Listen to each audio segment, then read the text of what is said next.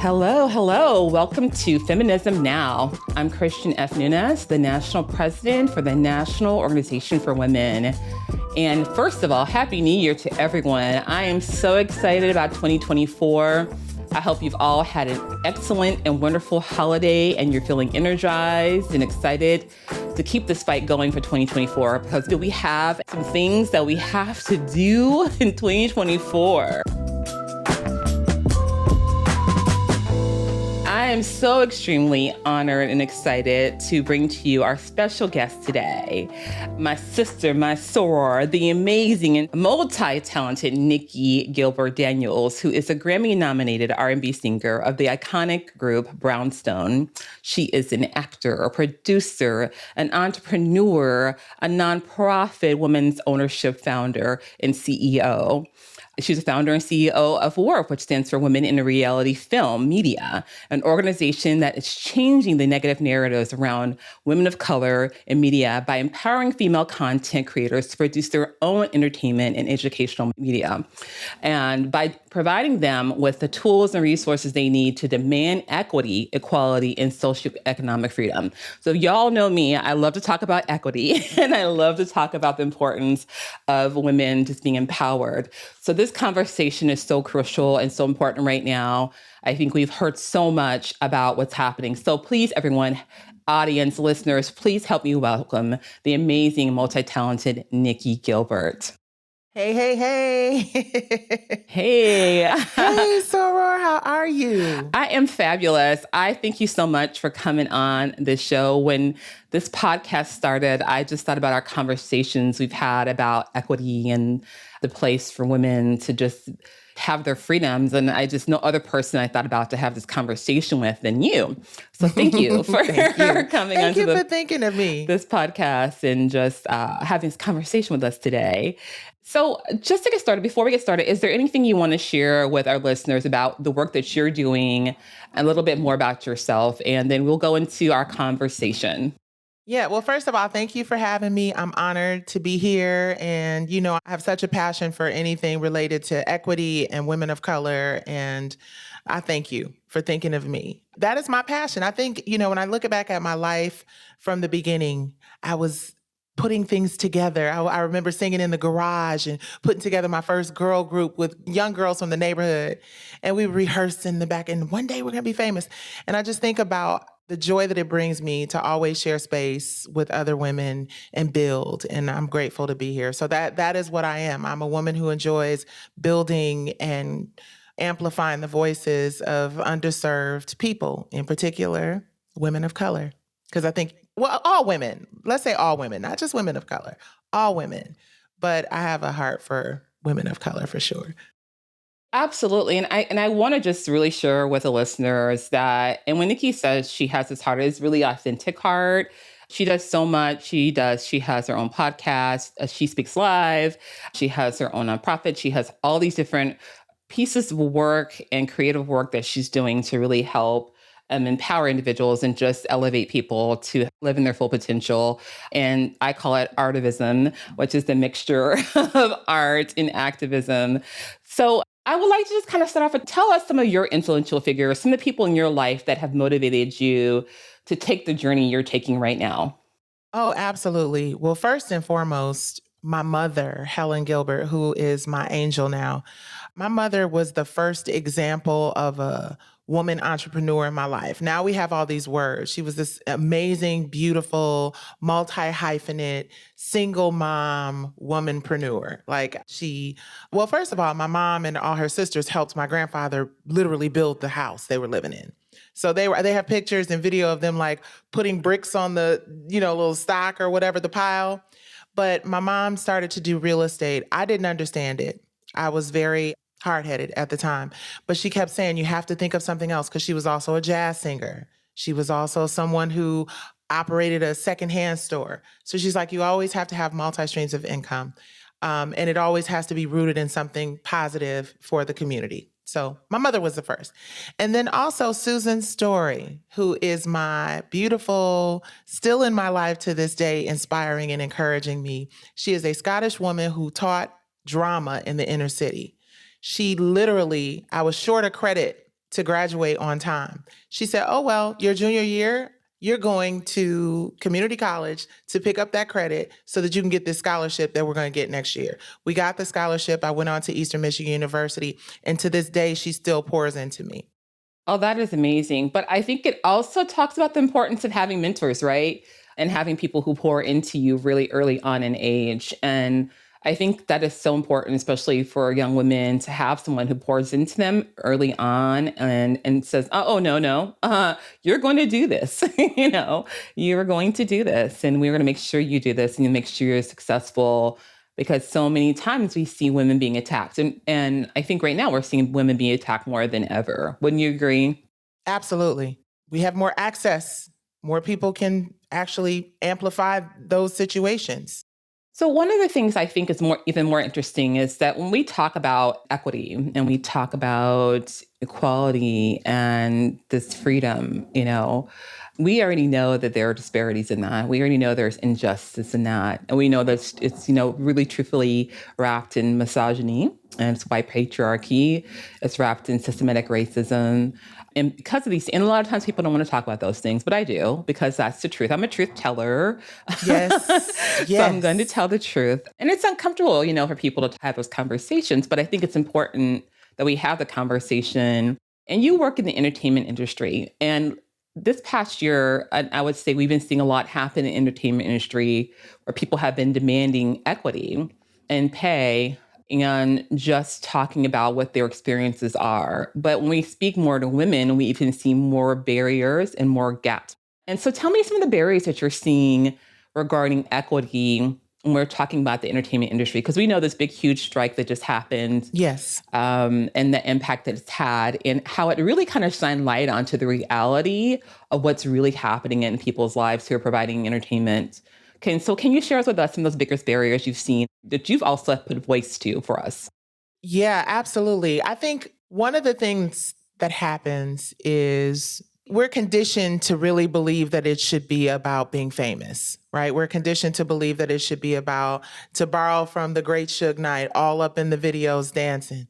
We are rarely brought into the conversations about pay disparities and equity until we really get a full picture of just how horrible the situation is. And then by then you've signed non-disclosure agreements. You're afraid that you'll be blackballed in the industry. You're afraid that being a disruptor sounds cool, right? But unfortunately, you also get labeled difficult. So you really have to wrestle with whether or not you're willing to compromise your livelihood and how you build revenue. You have to keep this facade up because that's what it's all been built on. And it's been around since the beginning of time. If you think about Prince and if you think about Michael Jackson and you think about it really affected men. So imagine how difficult it is to be a woman in this industry and do all the things that women have to do. Become caregivers for your parents, caregivers for your children. You have 10 times the responsibility. You get paid half as much for the work. And when you complain about it, your opportunities are often pulled away, to be totally honest, as a form of reprimanding or just reminding you who's in charge. And unfortunately, there are not a lot of people in those spaces who are willing to step out and speak up and speak out about the disparities. The difficult thing is the economy is crazy. We're recovering from a pandemic. And while SAG-AFTRA definitely made strides, there's a very real conversation that needs to be had about women of color in particular who are just being neglected at every level. And the crazy thing is, we are the number one consumers of the contents that's generating all this. I mean, absolutely, you bring a point about being the number one consumers and sometimes the number one contributors, right, to this amazing content that's helping make these millions and billions of dollars, but yet the most undervalued in the process. So it's kind of like this huge thing because that's what's happening is like you clearly said. And it happens, I think, across different levels of careers for everyone. You know, we see that when you do speak up and you're a truth teller and you tell the truth and you're being authentic, we want to shut that down, hush it, put a cap on it. We want people who will just do as told And then when we get those people who do as told, then those are the ones that, we'll call the other ones difficult.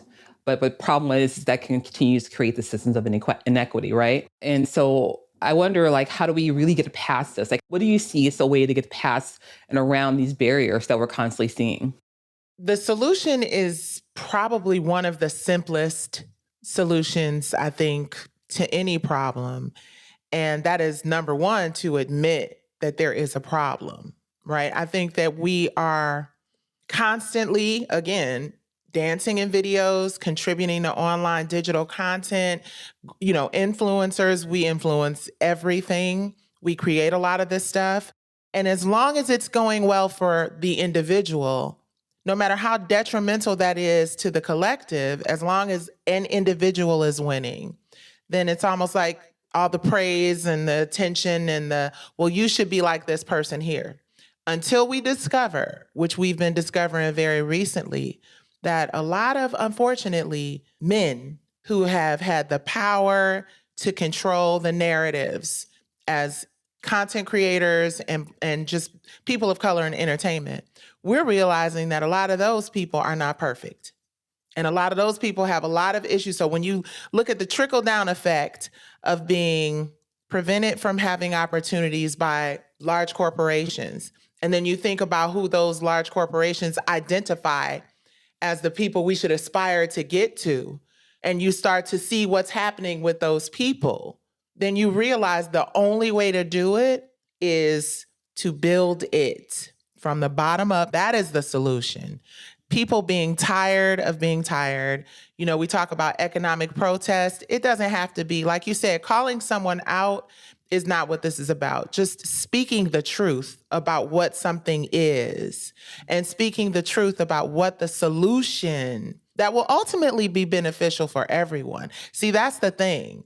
I think people assume that it has to be this way in order for the capitalist or the people who are concerned about their money to be successful. And it's quite the opposite, because if it stays this way, then it's all going to crumble and nobody makes money. Everyone is content starved. Everyone is looking for something that the masses can enjoy.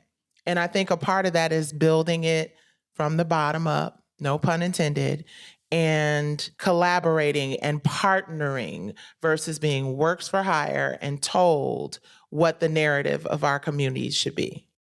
Yeah, I absolutely love that Nicci is saying you are defining the narrative instead of letting people tell you what the narrative of your community should be, because I think that is what is the problem, right? That is why we are so often seen incorrectly. We are so often mislabeled. There are so many negative stereotypes. There's so much degradation. There's so much negativity, why we see young girls, adultification, hypersexualization, because we are allowing other people to create those narratives for us. So as we talk about the bottom up, and speaking of your foundation, you provide a lot of information out there. And you named a really disturbing statistic that I think is really important for people to know about while we're having this conversation, and why it's so important that we are building that narrative, right? On your bottom-up foundation, you said that Black female characters are more than twice as likely to be shown partially or fully nude in family films than in family TV. That is a 13.5 compared to a 5.2%. So when we're looking at that, right there, that tells you that there is automatically this hypersexualization and exploitation of Black women and Black femmes, right? In films. And the objectification of them as well. And that actually, we know, statistics show us and tell us that does real harm to women. That does harm to sexual harassment. It does harm to sexual violence. It does harm to relationships in so many ways. Can you tell us more about what the From the Bottom Up Foundation is doing to resist toxic media depictions? Yeah. It goes back to understanding how, first of all, if we're honest about it, the most influential, powerful force in the universe right now is the media. Politics, community, business, money, what the media controls, the masses tend to believe, right? So if you don't live in communities where you see women like yourself, women like me, our soror, just and hardworking, just everyday women who are great parents, even if they're single family homes, if you don't see that on a daily basis, if you don't interact with those people, then the only other examples or representations that you have are the ones that are in the media, the ones that are on television. So there's this ongoing narrative that Black women are negative, that Black women are hypersexual. When you start thinking about the TV shows that we all see on a regular basis, and this isn't about calling anybody out, like you said, this is just about factual stuff, right? The number one shows on television that are worldwide, meaning people in Europe, people in China, people all over the world, those narratives are drug dealers, strippers, deadbeat dads, drug addicts. They don't see the beauty of what people of color are capable of. See Dolores Tucker. I have to bring her into this conversation. And if you don't know who she is, this is the reason why we're establishing WIRF, WIRF, because we're going to tell the stories of these amazing women who saw what was happening today in the 90s. C. Dolores Tucker was an advocate for women and changing the narratives. She's the reason why on certain albums or records, there's a parental advisory sticker. And she talked about this very moment, these very representations. And now everything she's saying, those very same people that were calling her the B word, those very same people that were saying that she's just talking about stuff that's outdated and this is how the world changes, those people are now being investigated for all kinds of heinous acts, or either in the grave or in jail. Absolutely. And it's such a great point you pull out, because like now we're seeing like this work. And I always like to pull out the work of community activists, the work that, like your layman Dolores Tucker, community activists did to call out and bring to attention the need for us to be accountable and start paying attention to what's happening and how it's affecting our communities. And many times they were ostracized, which we know is historically, right? We see this historically, that's happened in all types of movements for those who refused to accept when they were, labeled devalued and they were labeled less than, and they challenged that because they knew their worth and they knew what they were about.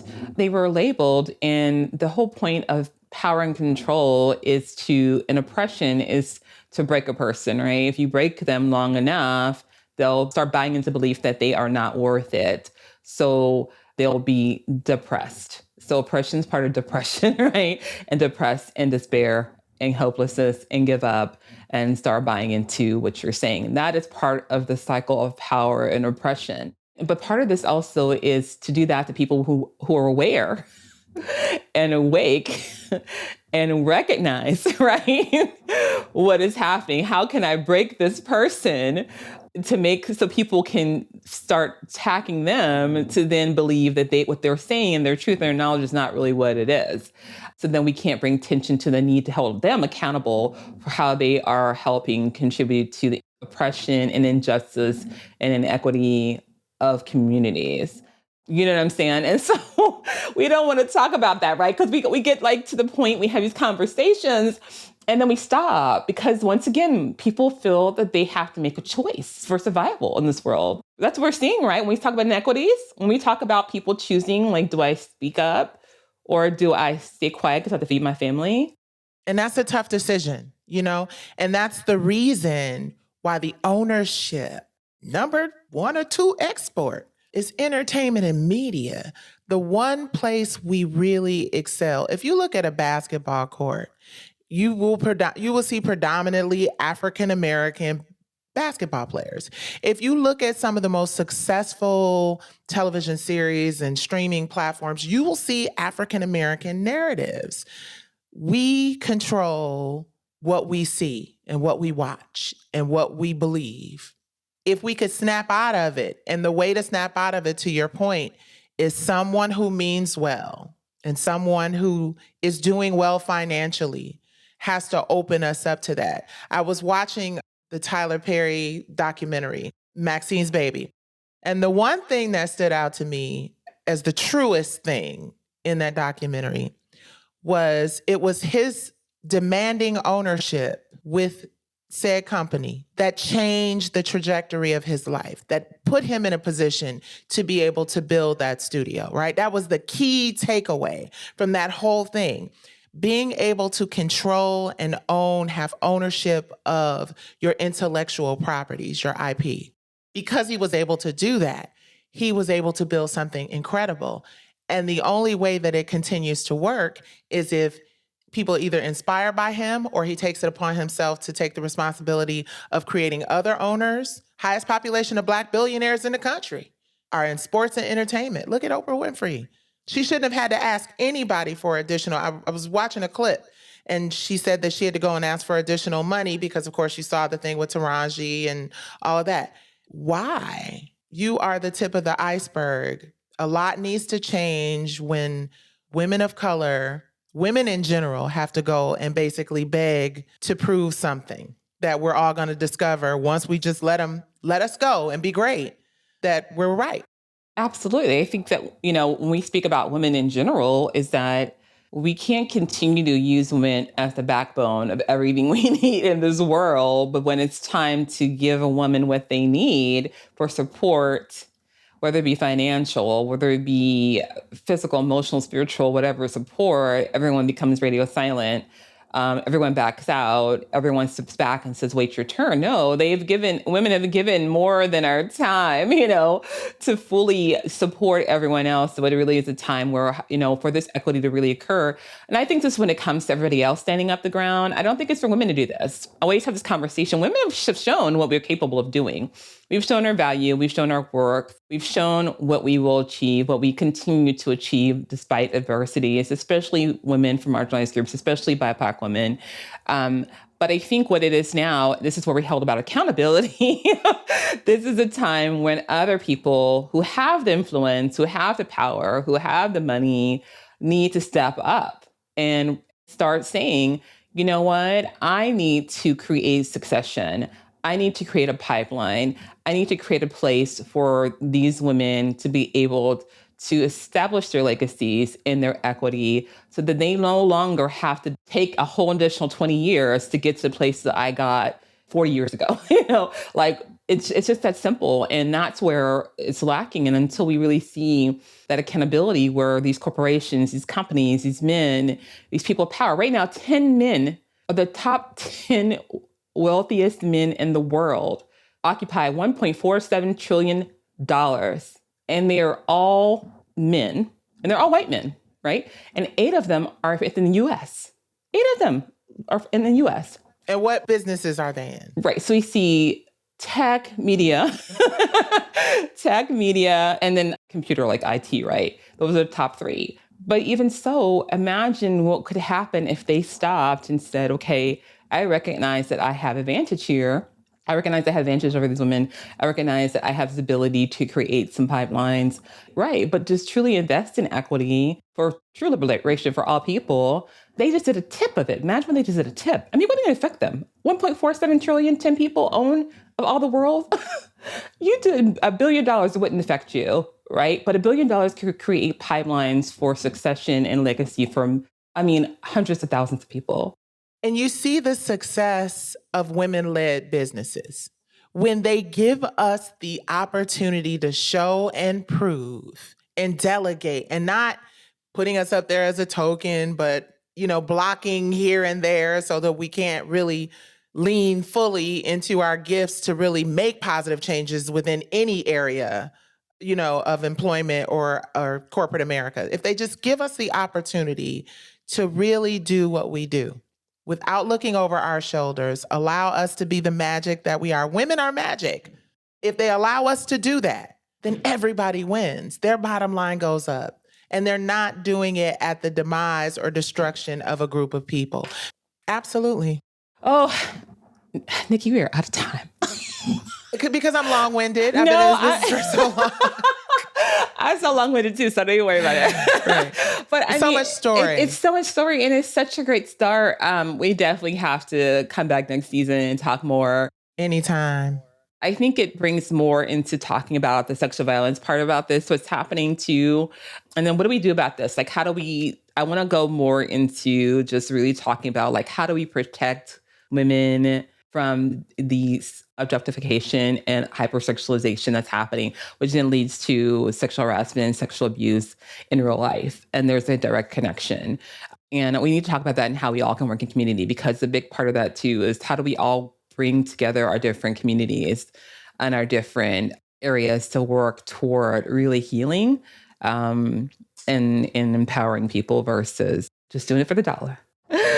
So we got to move from that. But I just really want to thank you so much. Thank you for having me. For those out there who are interested in more about Nicci's foundation from the bottom up, Nicci, can you share the website? Because I don't want to. I think it's initials, but I want you to share it. So yes, it is fromthebottomupfoundation.org. Yes. So please visit that if you want to get involved with any of the work she's doing. Please visit that website.